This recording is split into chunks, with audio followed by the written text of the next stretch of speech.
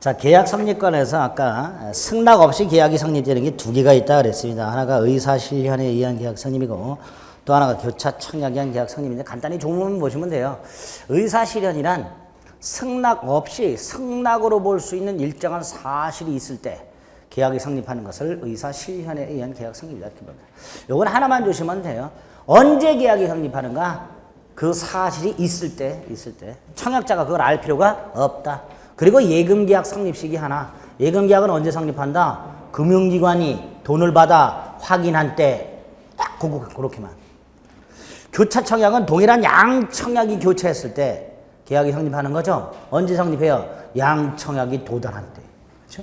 어느 하나의 청약만 도달했을 때는 계약은 성립하지 않는다. 그 정도. 그래서 아까 말씀드렸듯이 527조부터 534조까지 조문을 먼저 외우시고 그 다음에 아까 그 사고연 연책하고 531조를 결합시킨 이런 것들의 내용을 간단히 문제를 통해서 나중에 확인하시면 됩니다. 자, 두 번째가 계약은 성립됐으나 계약의 목적 달성이 원시적으로 불능인 경우 예컨대 각과 을이 토지나 건물을 매매를 했는데 이 토지나 건물이 매매 계약을 하기 전에 수용이 되거나 멸실이 됐다.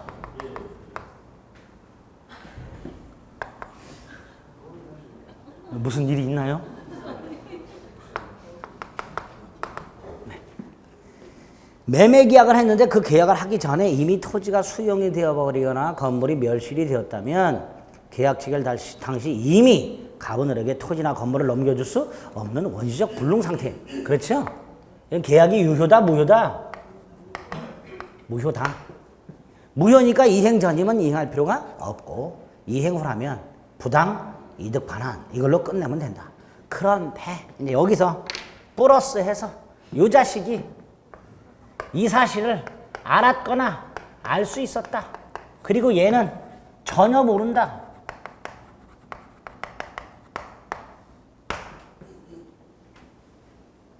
갑이라는 놈이 저 사실을 알았더라면 을을 불러갖고 계약을 체결해서는 안 되지요. 근데 굳이 을을 불러갖고 계약을 체결하고 계약금까지 받았다면 이 갑, 이놈 사기성이 너무한 그런 놈이죠. 그러니까 책임져라.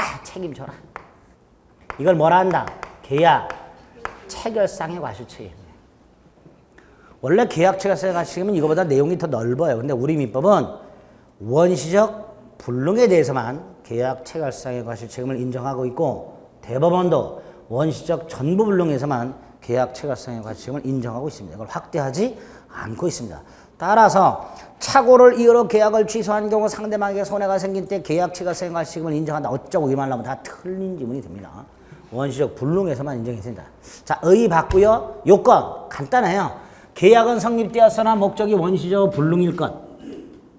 어느 일방이 그 사실을 알았거나 알 수 있었을 것. 상대방은 선이 무과실 것. 특히 요거 상대방은 선이이기만 하면 되고 무과실까지 요하지 않는다. 이렇게 나온 적이 있어요. X 선이 무과실이어야 한다. 그리고 상대방에게 손해가 발생할 것. 이런 것들이 요건이 되는 거예요. 이게 성립했을 때 그 책임의 내용은 어때요? 무슨 이익 배상해라? 신뢰이익 배상해라. 근데 이게 뭘 넘어서는 안 된다? 이행이익을 넘어서는 안 된다. 이때 535조에서는 신뢰이익을 뭐라고 해놨어요? 계약의 유효를 믿었으므로 인하여 받은 손해. 이행이익은 계약의 유효함으로 인하여 생길 이익. 이렇게 조문이 그렇게 돼 있어요. 계약의 유효를 믿었으므로 인하여 받은 손해, 신뢰이익. 계약의 유효함으로 인하여 생길 이익, 이행이익. 이렇게 돼 있습니다. 어쨌든 그 신뢰이익을 배상하되 이행이익을 넘지는 않아야 한다. 여기에 계약 체결상의 과실책임의 내용이 됩니다. 이때 신뢰이익하고 이행이익 구별이 좀 어렵죠. 간단히 구별하는 게 있어요. 하나가 계약이 무효다. 그럼 신뢰이익이에요.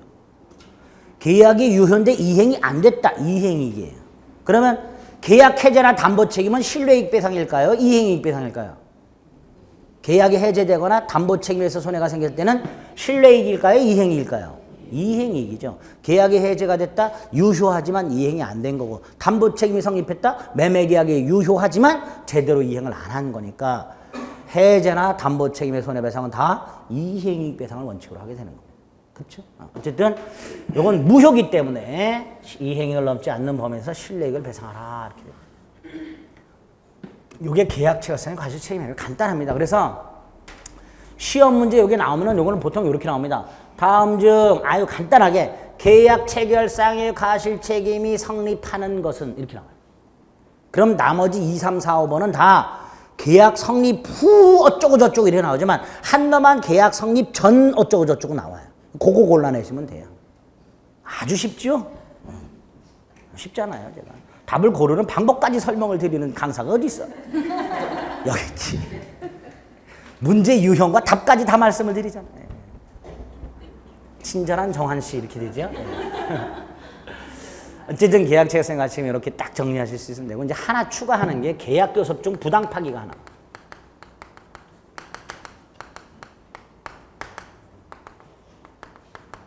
부당 파기는 부당한 계약 체결 거부를 말합니다.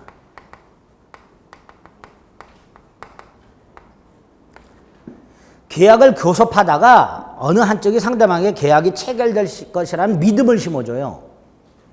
바지 같은 걸 사가지고 밑단을 잘라서 박음질 해오라고 시켜 직원에게. 당연히 직원은 바지 살 거다라고 생각을 하겠죠. 박음질까지 하는데 안 사 이 자식이. 그냥 가버려. 박음질했더니 태가 안 난다고 말이죠. 요즘 얘기하는 건 뭐죠? 태라 그러나 뭐라 그러죠? 핏이 안 맞는다 말이죠. 하면서.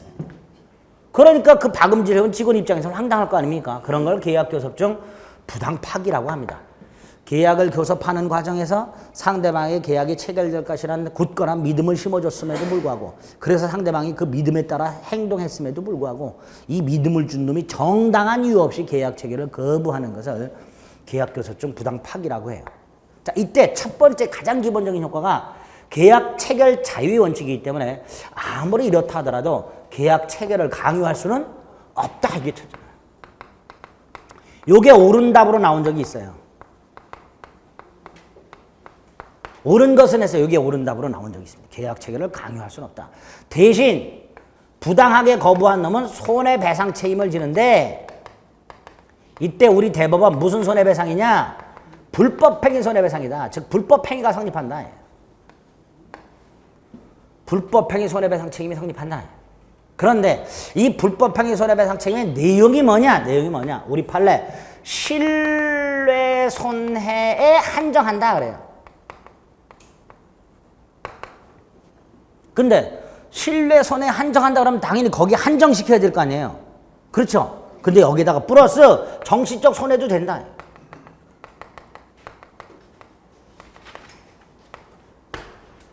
그 아까 직원 입장에서는 그런 진상 고객 때문에 정신적 충격을 받아갖고 한 3일간 몸져 누웠어. 뭐 이런 거 정신적 손해 이런 거. 조심하실 것은 신뢰손해에 한정한다 나오면 옳은 지문이라는 거예요. 판례가. 분명히 플러스 이것도 인정하지만 신뢰손해 한정한다라는 말 자체도 옳은 지문이라는 거예요. 기억하세요. 그 다음에 구체적으로 이 손해에 포함되는 게 있고 안 되는 게 있어요. 이거 구별하시면 돼요. 손해에 포함되는 게 첫째가 계약 준비 비용이 있고요. 계약 이행 비용이 있어요. 계약이 체결되지도 않았는데 무슨 이행 비용? 계약이 체결되지 않았는데 한쪽이 걱정 마라 계약이 체결될 거니까 미리 이행을 하라. 준비를 시켜버려요. 이런 경우도 포함된다.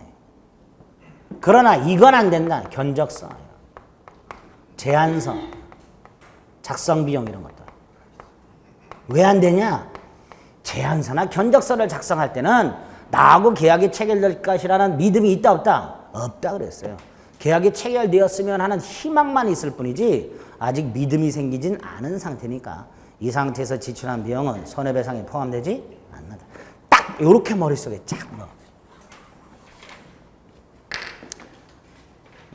시험 지문 중에 이렇게 나온 적도 있어요. 요거 말고. 요건 우리 알고 있지만 요 부당파기라는 건 정당한 이유 없이 하는 거죠. 이렇게 나온 적이 계약 체결 거부에 정당한 이유가 있는 경우에도 손해배상 책임을 진다. 육수 계약 체결 거부에 정당한 이유가 없을 때.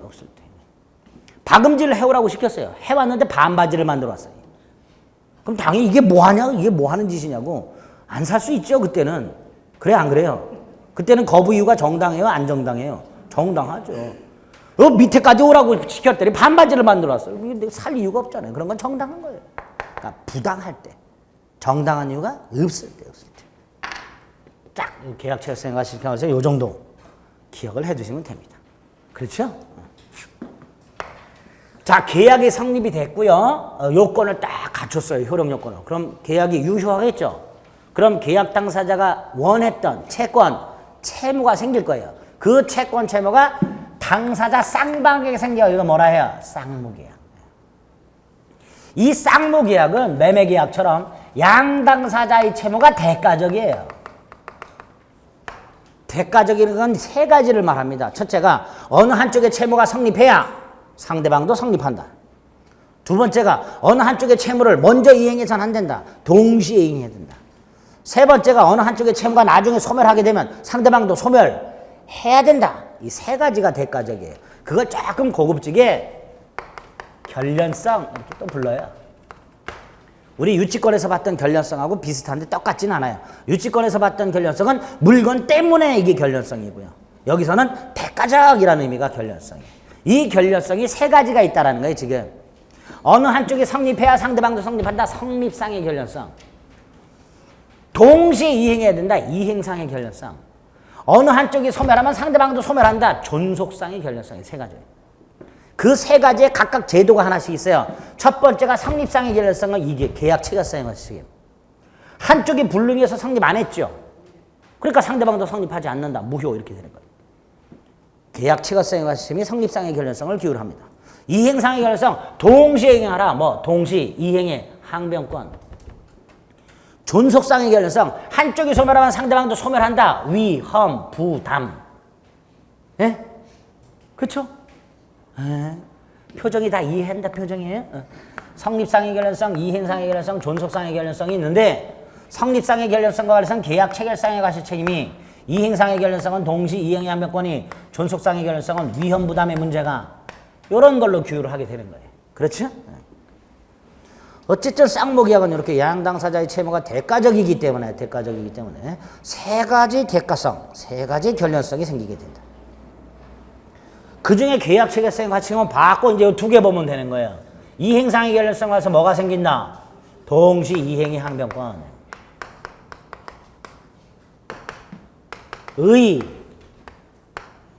이거 뭐 거절하는 거죠. 항변이란 건 거절이라고 그랬잖아요. 우리 시험법에서 거절이 두 개가 있다고 그랬어요. 반환 거절, 유치권. 이행 거절, 항변권. 그러니까 여기도 뭐 유치권과 이 비교 뭐 이게 나오겠죠. 우리 지난주에 비교 간단히 했어요. 그렇죠? 언제 했나 또 표정이 했어요? 병존 뭐 이런 것도 말씀드렸고요. 그 다음에 동시항변권이 성립하기 위한 요건이 뭐냐? 세 가지가 있어요. 효과는 뭐냐? 다섯 번째로 확대. 이 요건을 확대시키는 거예요. 이 정도가 동시 이항변권의 내용이 되는 거예요. 의의는 간단합니다. 아주 간단해요. 쌍무계약이 성립하고 양당사자에게 대가성 채무가 생겼고 양채무가 모두 이행기에 있을 때 서로 동시에 이행을 해야 되겠죠. 근데 한 놈이 자기는 이행을 안 하면서 청구하면 청구받은 사람은 나 못해 라고 거절할 수 있는 권능. 이게 동시 이행의 항변권이다. 그 의의를 쪼개면 요건이 나온다. 첫째, 동일한 쌍무계약을 통해서 대가성 채무가 생길 것. 이게 첫 번째 요건이 되는 거예요. 그러니까 별개의 약정을 통해 생긴 채무는 원칙적으로 동생관계가 아니다. 별개의 약정을 통해 생긴 채무는 더 이상 원칙적으로 아니다. 두 번째로 동일한 쌍무계약을 통해서 대가성 채무가 생겼다면 그중 한 사람이 채권을 양도하거나 채무를 인수하거나 어느 한쪽의 채무가 이행불능이 돼서 이게 손해배상 채무로 생긴 경우라 하더라도 여전히 상대방 채무와는 뭐가 된다? 동시 이행관계가 된다. 왜? 채권 채무 동일성이 바뀌질 않아요. 매매대금 채권을 양도했다. 재산권 이전 채무를 인수했다. 하더라도 채권 채무 내용이 바뀌진 않으니까 여전히 동시행관계는 존속한다. 반면에 경계계약을 체결해버리면 채권 채무 내용이 바뀌어버려요. 그러니까 이때는 항변권은 소멸한다. 이렇게 될 거예요. 이렇게 첫 번째 요건 동일한 쌍모계약을 통해 생긴 대가성 채무일 것 이걸 원칙으로 한다는 거예요. 두 번째 요건이 뭐예요? 양 채무가 모두 이행기 이렇게 돼요. 같은 말로 상대방 이행기, 상대방도 이행기. 이때 상대방은 누굴 말하는 거예요? 청구하는 자, 청구하는 자. 청구하는 자. 갑이 을에게 청구를 할 때 을은 이행기가 됐으니까 갑이 청구했을 거 아닙니까? 이때 청구하는 누구도 갑도 이행기. 그럼 둘 다 이행기. 그게 요거예요. 양채무 이행기. 상대방도 이행기. 청구하는 자도 이행기. 이렇게. 그러면 반대로 이 청구를 받은 자가 선이행 의무가 있어. 그러면 항변권 있다 없다? 없다 없다. 얘는 아직 이행기가 아니다. 얘는 아직 이행기가 아니다. 얘는 분명히 청구하는 상대방도 이행기여야 되는데 청구하는 상대방은 아직 이행기가 아니다. 그럼 요 놈은 뭐다? 먼저 해야 될 놈이다. 선이행 의무자. 항변권 있다 없다? 없다. 이렇게 되는 거예요. 그래서 아파트를 분양받았다. 중도금을 지급할 납자가 됐다. 선이행 의무다. 따라서 중도금 지급에 대해서는 항변권이 인정되지 않는다. 이렇게 되겠죠. 그런데 예외가 두 개가 있다. 하나가 불안의 항변권.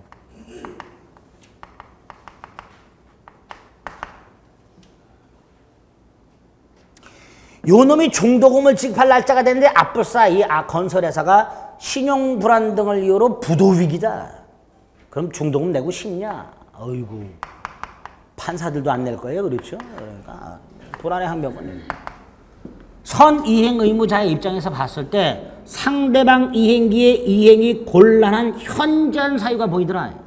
그러면 선이행 의무를 거절할 수 있다. 거기 하나. 두 번째로 그런 거 없어. 그럼 줘야 돼. 안 주는데 줘야 되는데 안 주고 미적. 이걸 선이행 의무 지체라고 해요.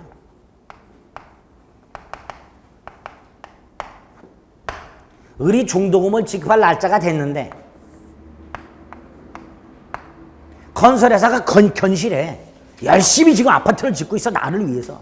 그럼 중도금 내야죠. 더욱더 열심히 지으라고. 안 주고 뺄지거리고 있어. 안 주고. 멋져 이래가면서. 그리고 버티다가 잔금을 지급할 날짜가 됐는데 잔금 지급 날짜는 상대방 이행기가 도래한 거죠. 선이행 의무 지체정 상대방 이행기 도래.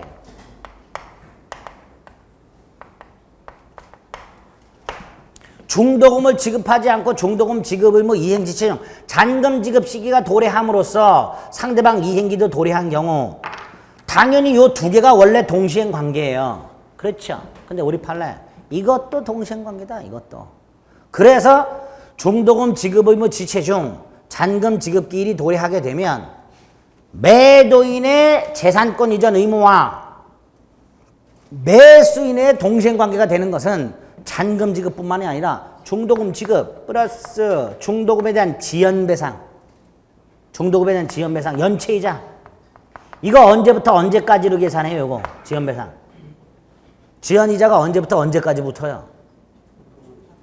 중도금 지급일 다음 날부터 잔금 지급일까지. 예? 그 지연배상. 그래서 중도금 및 중도금에 대한 지연배상 및 잔금 지급. 이게 동시행관계가 돼요. 그러니까 동시이행관계가 생기는 잔금 지급일 다음 날부터는 잔금뿐만 아니라 중도금에 대해서도 더 이상 지연배상 의무가 없다. 이렇게 되겠죠. 중도금에 대해서도 항변권이 생기니까. 그렇죠? 이것도. 세 번째 요건이 뭐죠? 네, 청구하는 놈이 지 의무를 이행 또는 이행 제공하지 아니한 채 청구할 것. 이렇게. 예를 들어서 갑이요. 을에게 등기 서류를 넘겨주면서 돈 내놓으라 그래. 이행을 하면서 청구해. 당연히 을은 등기 서류 넘겨줄 때까지는 돈 못 줘라는 항변권 행사할 수 없지요. 하면 갑은 을의 얼굴에다 던진다니까. 받아 이 자식아 이렇게. 항변권 행사 못하는 거예요. 항변권 행사 못한다는 건 곧 지체 책임이 생긴다는 거예요. 연체자가 붙기 시작한다 이런 뜻입니다. 근데 여기서 끝나면 참 좋은데 이 갑이 착해요.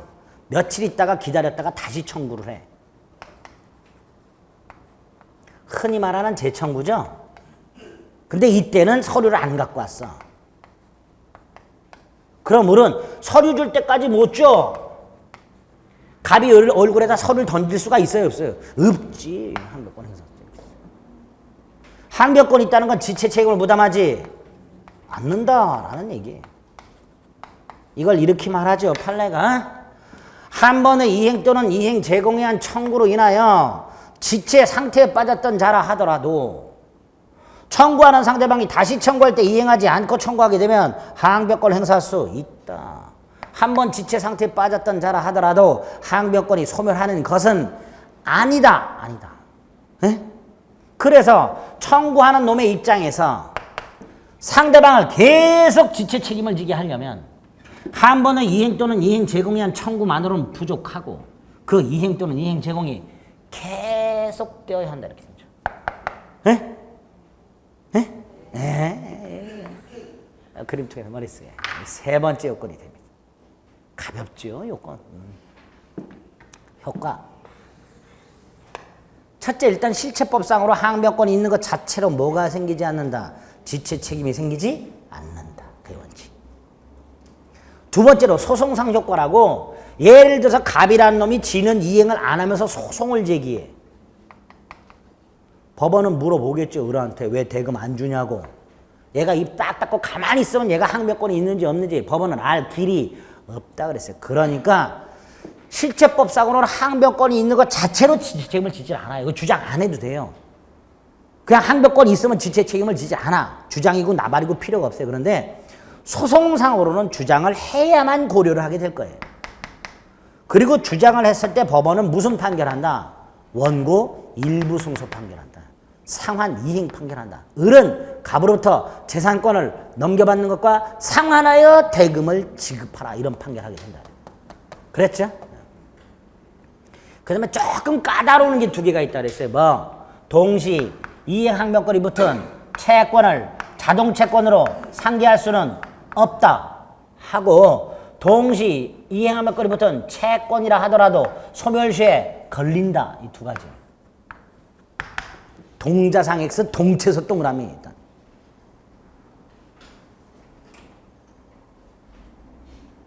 그리고 이제 집에 가셔서 동자상이 뭐요? 그러면 안 되고 이 말을 붙여갖고 머릿속에 담으시라. 동시 이행 항변권이 붙은 채권을 자동 채권으로 상기하지 못한다. 동시 이행 항변권이 붙은 채권이라 하더라도 소멸시에 걸린다. 매매 계약을 가지고 이해를 간단히 해주시면 돼요. 갑과 을이 매매를 했다. 갑에게 대금 채권이 있다. 이 갑의 대금 채권에는 을의 항변권이 붙어 있다. 그래서 매도일의 매매 대금 채권은 항변권이 붙은 채권 이렇게 돼요. 이걸 뭐라 한다? 동시 이행의 항변권이 붙은 채권 이렇게 되는 거야 이게. 됐죠? 이 매매 대금이 1억이야. 지급기일이 됐어. 대금 지급 날짜가 됐어. 갑은 을에게 돈 내놓으라고 해야 되죠. 안 하고 있어. 권리자가 권리를 행사 안 하면 소멸시에 걸린다 그랬죠. 그러니까 갑의 매매대금 채권에 을의 항변권이 붙어있다 하더라도 갑이 대금 지급기일에 을에게 돈 달라 소리 안 하면 이 대금 채권은 소멸시에 걸린다. 그 이거예요. 동시 이행항변권이 붙은 채권이라 하더라도 이행기가 되면 소멸시에 걸린다. 이렇게 됩니다. 이거 출제된 적 있어요. 이렇게. 그 다음에 위에 거. 갑이 을에게 1억 대금 채권이 있는데 을이 갑에게 빌려준 채권이 하나 있어요. 빌려준. 1억을 빌려준 게 있어요. 을이. 그러면 갑과 을 서로 갑이 을에게 1억 내나 을도 갑에게 1억 내나 서로 채권을 갖고 있죠. 이럴 때 액수가 같고 둘 다 변지계가 돼 이걸 상계적상이라고 불러요. 서로 깔 수 있는 적당한 상황 이렇게 되는 거예요. 그 서로 까는 걸 뭐라 한다? 상계. 단독행위고 일방적 행위예요. 그러면 갑이 상계하는 경우가 있고 을이 상계하는 경우가 있겠죠. 그렇죠? 이때 상계하는 놈이 갖고 있는 채권이 자동채권. 상계하는 놈이 갖고 있는 당하는 놈이 갖고 있는 채권이 수동채권. 그러면 갑이 상계하면 이게 자동, 이게 수동. 을이 상계하면 이게 자동, 이게 수동. 에? 이때 갑이 상계하는 경우 갑이 상계를 하면 이게 자동이죠. 그럼 이거 소멸하고 이거 소멸하고 이것도 소멸을 해요. 이것도. 을의 항변권도. 누가 상계했는데? 갑이 상계했는데 누구의 항변권이 소멸해? 을의 항변권이. 을은 황당하겠죠. 안 할까요? 하겠죠. 여러분이 을이야. 갑이 뚝 상계해서 내 항변권이 사라졌어. 황당하겠죠. 이거 인정하면요. 보세요. 갑이 깠어. 그럼 이거 소멸했고 이거 소멸했죠. 문제는 얘가 아직 물건을 넘겨봤지? 못한 상황이야. 그럼 얘는 물건도 못 넘겨봤고 채권은 채권대로 사라졌고 물건 받을 길이 요원해요. 을의 입장에서는. 그렇지요. 그러니까 을의 항변권을 살려놔야 돼요. 살려놓으려면 갑은 상계하지 못해야 돼. 그래서 이렇게. 갑은 상대방의 항변권이 붙어있는 자신의 대금 채권을 가지고 을의 대금 채권을 상계하지 못한다. 매도인은 상계하지 못한다. 거기에 동자상 X 이렇게 됩니다. 됐죠? 여기까지가 효과로 딱 머릿속에 있습니다. 마지막으로 확대. 어유 무지하게 확대돼요. 학대가 아니고 확대요. 명문 구정에 있는 확대가 8개가 있고요. 판례가 인정하는 게 10개가 넘어요. 어유 무지하게 많아요. 이거 외울 필요가 없지요. 안 되는 거 외우자 그랬어요. 항변권이 인정 안 되는 거, 동생관계가 아닌 거 외우자 그랬어요. 아닌 거. 교과서는 어차피 뭐 요약서나 이런 것들은 다 써놓지만 우리가 공부할 때는 안 되는 것만 외우면 돼요. 명문 옛날에는요. 와 그렇게 했을 때는 외웠어야 돼요. 이렇게 나온 적이 있어. 아주 그 낸 놈이 완전 또라이지. 다음 중 명문 규정에 의한 동시 이행 관계가 아닌 것은 이렇게 낸 적이 있어요. 그래서 4개가 명문 규정이고 하나가 판례가 인정하는 걸 낸 적이 있어요. 그러니까 5개가 다 동시 관계야. 근데 4개는 명문 규정이 있는 거 하나는 판례가 이걸 낸 개또라이가 있었어. 그 사람은 이제 영원히 출제위원회에서 배제되죠. 그런 사람들은. 우리 보고 그런 걸 어떻게 구별하는 거예요 도대체. 우리는 되냐 안 되냐밖에 구별을 못해요. 그렇죠? 저 자식이 또 나를 무시하네. 자, 되냐 안 되냐만 구별합니다. 안 되는 것만 기억합니다. 첫째가 돈 갚는 거하고 채권 증서 반환. 이때 채권 증서가 뭐였죠? 몰라도 돼요. 안 나와요. 안 나오는데 혹시 또 채권 증서가 뭐예요? 차용증, 현금 보관증 이런 거 말합니다. 돈 갚을 때 내가 써준 차용증 줘. 차용증 줄 때까지 돈 못 갚아. 이게 안 돼요. 변제하고 동생관계인 것은 영수증 교부예요. 그러니까 변제하고 채권 증서 반환은 동생관계가 아니야. 또 변제하고 담보권 말소, 소멸저차, 저당권 말소, 양도담보권 말소 이런 거. 예? 돈 갚으면 그냥 담보권은 소멸해요. 말소는 나중에 하면 돼. 그래서 변제와 담보권 말소는 동생관계가 아니다. 아니다. 근데 이거하고 조심하실 게 하나가 있어요. 이거하고 헷갈리시면 안 되는 게 있어요. 갑이 을을 속여서 돈을 빌려주고 갑의 배우자 병의 이름으로 을소유 토지의 근저당권을 설정한 사건이 있었어요. 갑이 을을 속여서 돈을 빌려주고 빌려준 돈의 3배에 해당되는 금액을 채권 최고로 하여 자기 부인 이름으로 을소유 땅에 근저당권을 설정한 사건이 있었는데 얘가 속았다는 사실 알고 이걸 취소해버렸어요. 이때 우리 저당권에서 봤지만 소비대차 계약과 담보권 설정 계약은 주된 계약, 종된 계약이죠. 그렇죠? 이게 세트라는 거예요. 우리 판례가. 이것만 취소했지만 뭐도 취소된 거다. 요것도 취소된 거다. 이게 첫 번째. 근저당권 설정 계약을 취소한 경우 소비대차 계약은 실효되지 않는다. 이렇게 출제가 된 적이 있어요. 아니야. 근저당권 설정 계약을 취소하게 되면 뭐도 취소된 거다. 소비대차 계약도 취소된 거다. 계약이 취소됐으니까 부당이득 반환 의무가 생기죠. 을은 빌린 돈 돌려줘야 돼요. 금원 반환. 얘는 이거 말소해야 돼요. 이때 을의 돈 돌려줄 의무와 갑의 배우자 병의 근저당 말소 의무, 이거 변제와 담보권 말소인가요? 아니에요. 이건 돈 갚는 게 아니에요. 되돌려주는 거지. 부당이득 반환이에요. 그러니까 이건 동시 이행 관계 다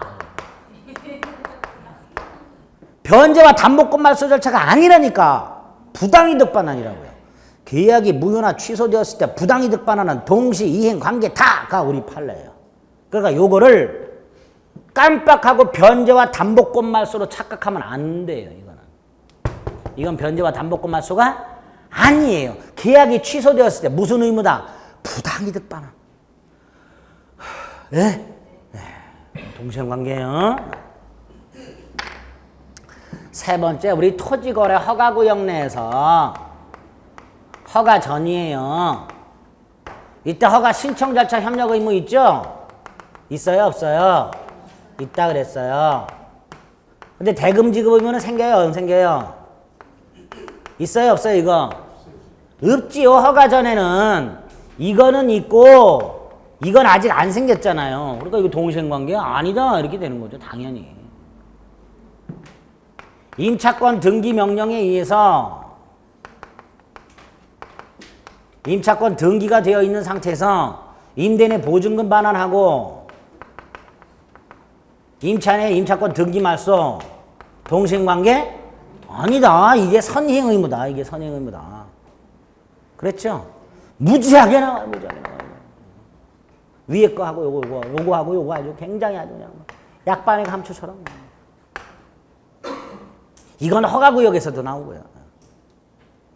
마지막으로 하나 기억하실 게 있죠.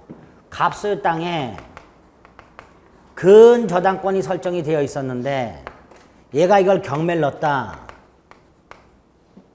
그래서 이걸 병이 낙찰받았다.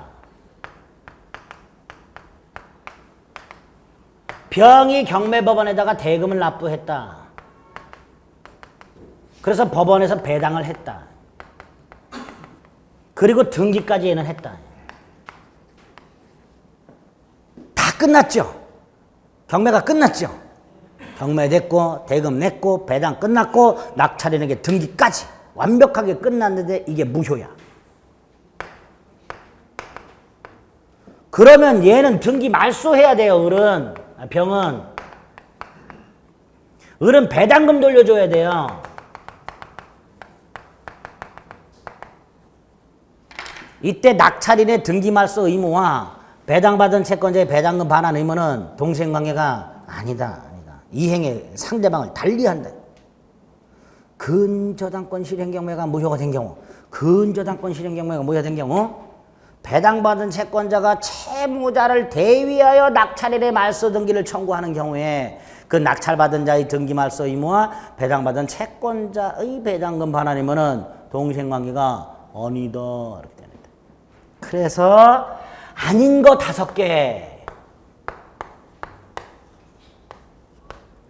암기. 나머진 다 동시행관계 그럼 됩니다. 됐죠? 여기까지가 동시이행의 한몇건이에요. 이 정도만 머릿속에 넣어두시면 동시한몇건 문제 다 맞을 수 있습니다. 다 맞을 수 있습니다. 위험부담. 여기다가 할게요. 크게. 존속상의 결련성이라고 그랬죠? 이거 깔끔해요. 계약, 성립, 후. 어느 일방 채무가 그 채무자의 귀책 사유 없이 불능, 후발적 불능. 계약은 유효하죠? 계약은 유효할 때 한쪽 채무가 소멸했어요. 갑과 을이 토지, 건물, 매매를 했는데 매매계약 후에 토지가 수용, 건물이 원인 모를 화재, 이웃집 화재, 제3자 방화, 다양하게 나와요. 벌어야 혜택이. 어쨌든 멸실. 갑에게 잘못이 있다 없다? 없지요. 보세요. 각과리 토지 건물의 매매 계약을 했는데 그 후에 갑에게는 아무런 잘못 없이 조금 넓게는 갑을 양당사직의 귀책 사유 없이 한쪽 채무가 후발적으로 불능이 돼서 소멸. 그럼 얘는 상대방에게 이걸 넘겨줄래야 넘겨줄 수가 없어. 이럴 때 얘 을의 반대급부 대금지급 이 독바가지를 누가 뒤집어 쓰냐. 이게 위험부담이에요. 위험이란 독바가지, 부담이란 뒤집어 쓴다. 이때 우리민법은 원칙이 누가 뒤집어 쓴다? 예? 채무자. 이때 이 채무자는 누굴 말한다? 불능이 된 채무의 채무자. 그래서 갑이. 그러니까 갑은 토지라 건물을 인도하라 의무를 면하는 대신 대금 청구하지 못하고 계약금 따위 미리 받은 게 있으면 돌려줘야 되고. 예외가 있더라. 예외라는 거 뭐예요? 채권자가 위험 부담해요. 을이 위험을 부담해. 무슨 뜻이에요? 을은 토지나 건물을 넘겨받지 못했음에도 돈은 줘야 한다. 두 가지가 있다 그랬어요. 하나가 불을 을이 질렀어. 누가 불을 질렀다고요? 을이 채권자 귀책 사유로 불러온 거예요.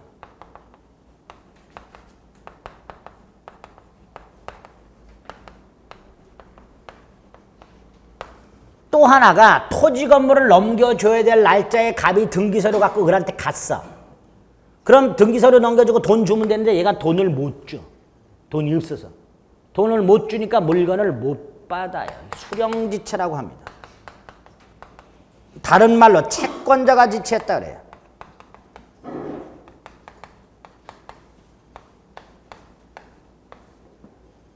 그 다음에 수용이 됐어요. 수용이 됐다는 건 갑에게도 을에게도 잘못이 없는 거죠. 양당사자 귀책 사유 없이 불능.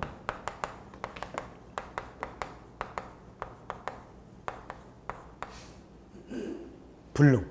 이때는 을이 그 대금을 지급하라. 근데 여기에 우리 시험 범위가 아닌데 기출 지문에 2번인가 이게 나온 게 있어요.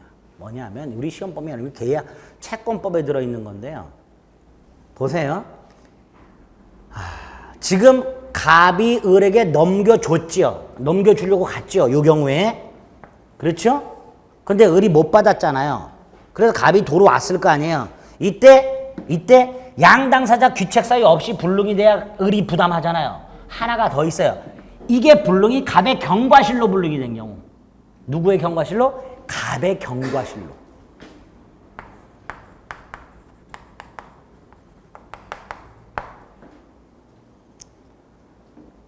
채권자 지체 중 채무자의 경과실에 의한 불능의 경우에는 아무런 책임이 없다.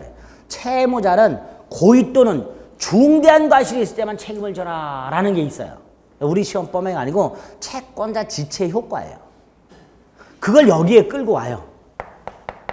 채권자 지체 중 갑, 채무자의 고의 또는 중대한 과실이 없다면 책임이 없다니까 경과실이 있을 때 책임 없는 거니까 갑은. 그렇죠? 그러니까 을에게 대금을 청구할 수 있다. 이건 우리 시험 범위가 아닌데 하나 끼워 넣어요. 괜히 얘기했다. 지울까 말까. 고민스럽네. 하나만 그냥 끼워. 어쨌든 채권자가 위험을 부담합니다. 자, 문제는 보세요. 채권자 위험 부담. 갑은 을에게 토지나 건물을 안 넘겨줬죠. 안 넘겨줬어요. 근데 돈은 받았죠. 일단 갑은 넘겨줬을 때 안 넘겨줬으니까 무슨 양도세 뭐 이런 거 안 냈을 거 아니에요. 얘가 이익이 플러스가 있어요. 그러니까 갑은 토지나 건물을 안 넘겨줬는데도 불구하고 대금을 받았으니까 세금만큼 세이브가 되고 별도로 이득이 생겨요. 얘가. 그 이득은 얘한테 돌려줘야지요. 그래서 채권자가 위험을 부담할 때는 채무자의 이득 상환 의무라는 게 하나 또 나와요. 요거 틀린 지문으로 나온 적이 있어요. 채무자는 별도 이득을 상환할 필요는 없다. 이렇게. 채권자가 위험을 부담할 때는 채무자는 별도의 이득을 상환해야 될 의무가 있게 됩니다. 따로 하나. 마지막으로 그냥 개념만. 지금 위험 부담은요. 후발적으로 불능이 되었을 때 못 넘겨주잖아요.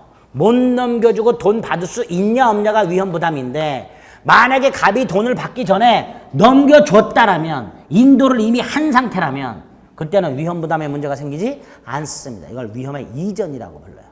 그러니까 물건을 인도해버리면 위험이 을에게 이전돼 버리기 때문에 그 후에 불능이 됐다 하더라도 이건 위험 부담의 문제가 안 생기고 갑은 을에게 대금을 청구할 수 있다. 이렇게 이게 위험의 이전이라 그래요. 언제 이전돼요? 인도 시. 물건을 넘겨주면. 부동산은 등기 이전 시. 위험이 상대방 을에게 이전된다라고 말을 합니다.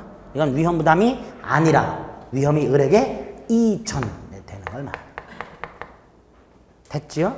이 정도가 위험 부담에서 기억하실 거예요. 그래서 쌍무기약의 효력 두 가지, 동시 이행의 항변권과 위험 부담의 문제까지를 살펴봤습니다. 됐지요? 됐다고 해주세요. 네. 이제 제3자를 위한 계약하고 해제만 남았습니다. 좀 쉬었다 하겠습니다.